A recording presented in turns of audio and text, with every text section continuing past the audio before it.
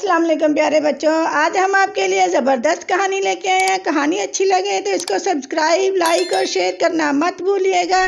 ایک دفعہ کا ذکر ہے، کسی گاؤں میں بہت ہی غریب دھوبی رہتا تھا۔ کپڑوں کی دھلائی کے ساتھ ساتھ اس کو آسمان کو قریب سے دیکھنے کا بہت شوق تھا۔ وہ اور اس کی بیوی روز دھوبی گھاٹ پر کپڑے دھونے جاتے تھے۔ ایک روز جب اس کی بیوی کپڑوں کو سکھا رہی تھی، اس کی نظر آسمان پر پڑی تو کیا دیکھتی ہے کہ آسمان سے ایک ہاتھی اڑتا ہوا زمین پر اتر رہا ہے، اور جیسے ہی وہ زمین پر اترا تو وہ غائب ہو گیا۔ 2-3 روز تک وہ یوں ہی ہاتھی کو زمین پر اترتا دیکھتی رہی۔ ایک رات اس نے یہ سارا ماجرا دھوبی کو بتایا۔ دھوبی پہلے تو بہت حیران ہوا، مگر پھر فیصلہ کیا کہ کل وہ اس ہاتھی پر نظر رکھے گا کہ آیا یہ ہاتھی زمین پر کیوں اترتا ہے اور پھر غائب کیوں ہو جاتا ہے۔ اگلے دن دونوں شدت سے اس کا انتظار کرنے لگے، آسمان پر بار بار نظر دوڑانے لگے۔ آخر انتظار کا وقت ختم ہوا اور ان کو آسمان سے ہاتھی زمین پر اترتا نظر آ ہی گیا۔ دونوں اس ہاتھی کے پیچھے چل پڑے۔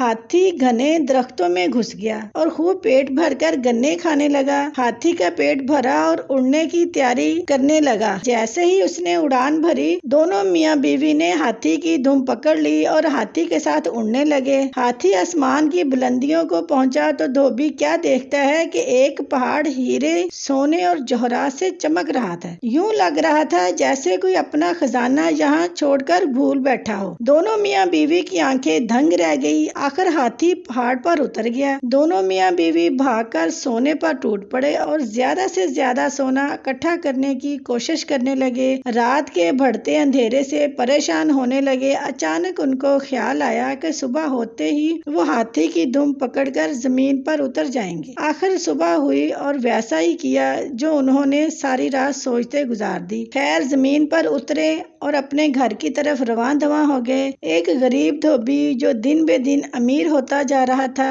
اس کو دیکھ کر سارا گاؤں حیران و پریشان تھا کہ اچانک ایسا کیا ہوا کہ دھوبی اتنا امیر ہو گیا۔ گاؤں کے لوگ دھوبی کے پاس آئے اور اس کے یوں اچانک امیر ہونے کا راز پوچھنے لگے۔ دھوبی ان کو کچھ نہ بتاتا۔ ایک دن دھوبی کسی کام میں شہر سے باہر نکل گیا۔ اس بات کا فائدہ اٹھاتے ہوئے ان کی ہمسائی دھوبن کے پاس آئی اور باتوں باتوں میں خزانے کا راز اگلوا لیا۔ رات کو جب دھوبی واپس آیا، دھوبن نے سارا ماجرا بتایا۔ دھوبی کو اس حرکت پر بہت غصہ آیا، مگر اب بات ہاتھ سے نکل چکی تھی۔ صبح سارا گاؤں دھوبی سے مدد مانگنے آیا کہ وہ اس کے ساتھ کھیتوں میں چلے اور ہاتھی کے ساتھ خزانے تک پہنچانے میں ان کی مدد کرے۔ یہ سب سننے کے بعد دھوبی کے دل میں لالچ پیدا ہو گئی کہ وہ بھی ان کے ساتھ جائے گا اور خزانہ اکٹھا کر کے لائے گا۔ یہ سوچ کر وہ ان کے ساتھ جانے کے لیے راضی ہو گیا۔ اگلی صبح سارے گاؤں والے کھیتوں کو نکل گئے اور آنکھیں آسمان پر جمائے بیٹھ گئے۔ ہاتھی زمین پر اترا اور گنے کھانے لگا۔